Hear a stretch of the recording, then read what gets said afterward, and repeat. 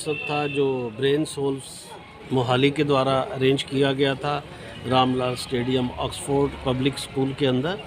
तो एक बहुत ही अच्छा कार्यक्रम 75वें गणतंत्र दिवस पर जो है किया गया, जिसमें बच्चों ने बहुत सारे खेलों में भाग लिया और उनको पारितोषिक भी दिए जाएंगे, जिससे उनके अंदर खेल भावना बनेगी और खेल के प्रति रुचि भी बढ़ेगी। तो उस कार्यक्रम के लिए आज मैं यहाँ पर आया। और आपका सवाल कोई? जो आप खेलों में आए हैं, आप किस तरीके से खेलों को शिक्षा के साथ देख रहे हैं?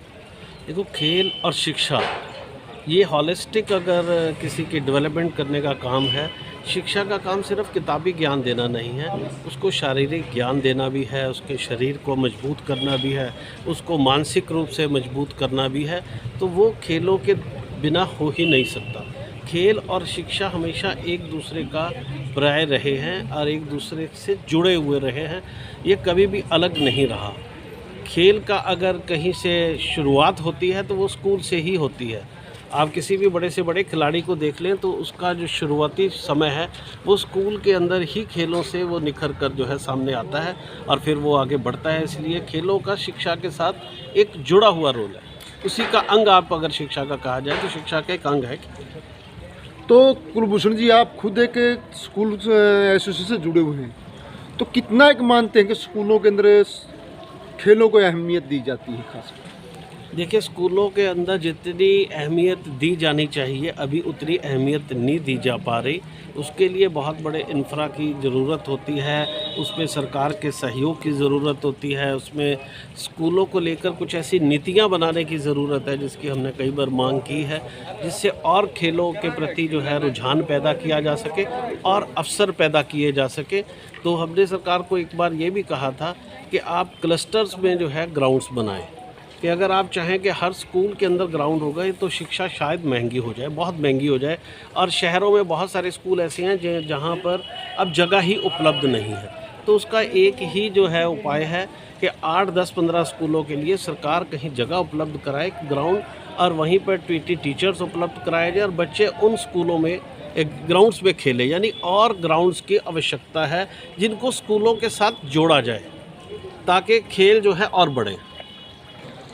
आप शिक्षा जगत से जुड़े हुए हैं, एक नशों को कैसे देख रहे हैं? नशा जो आज, देखिए, नशा आज एक बहुत बड़ी मुसीबत बनता जा रहा है और ये युवा अवस्था में या बाल्यकाल में ही बच्चों को अपने आप में जकड़ रहा है। और खेल ही एक ऐसा माध्यम है जिससे इसको दूर किया जा सकता है। बच्चे जब नशे की तरफ बढ़ रहे हैं, अगर उनको खेलों के साथ जोड़ दिया जाए और सरकार भी ऐसी नीति बनाए जिससे हर बच्चा जो है खेलों के साथ जुड़े, और दूसरा एक और उसमें नीति का जो है समावेश किया जा सकता है कि हर स्कूल 8th के बाद जो है 9, 10th, 11, 12 उनमें एनसीसी प्रोवाइड की जाए, उनमें एनएसएस का समावेश किया जाए, उनमें स्काउट्स का समावेश किया जाए।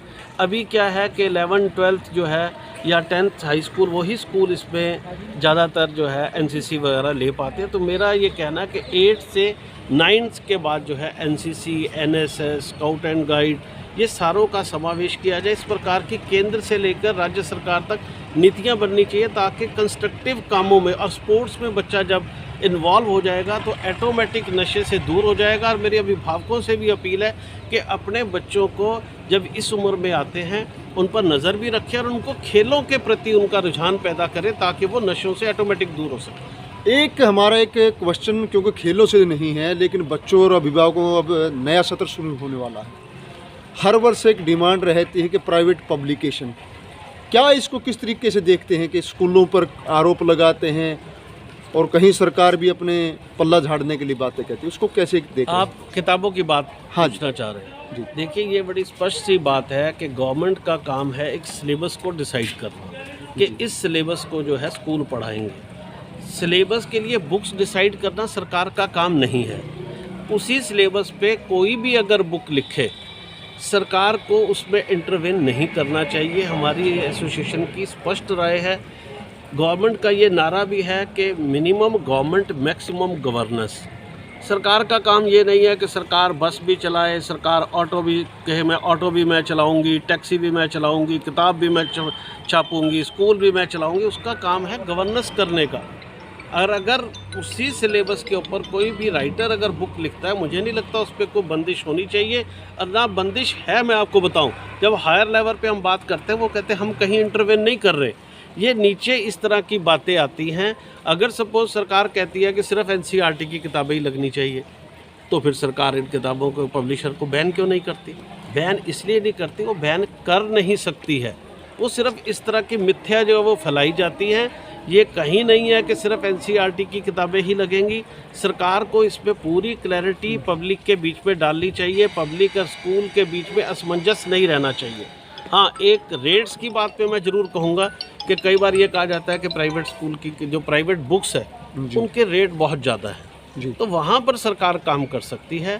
प्राइवेट जो पब्लिशर है उनके किताबों के नियम बनाकर उनके बुक्स के रेट्स निर्धारित कर सकती है, लेकिन लिखने से किसी को रोक नहीं सकती। किताब लिखने से किसी पर रोक लगाना ये बिल्कुल संवैधानिक नहीं।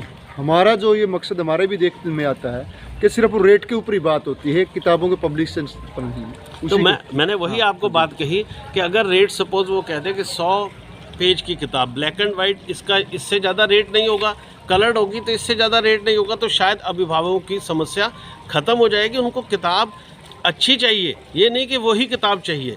उनको रेट से ही जो क्वेश्चन उनका क्वेश्चन है उसका हल सरकार कर सकती है, लेकिन किताबों की ये पाबंदी नहीं लगा सकती कि आप ये ही किताब लगाओगे। ऐसा तो डेमोक्रेटिक कंट्री में हो ही नहीं सकता है। जी सर, शुभ नाम और अपना पद बताएं। मेरा नाम कुलभूषण शर्मा है, मैं राष्ट्रीय अध्यक्ष हूँ national independent school alliance private school.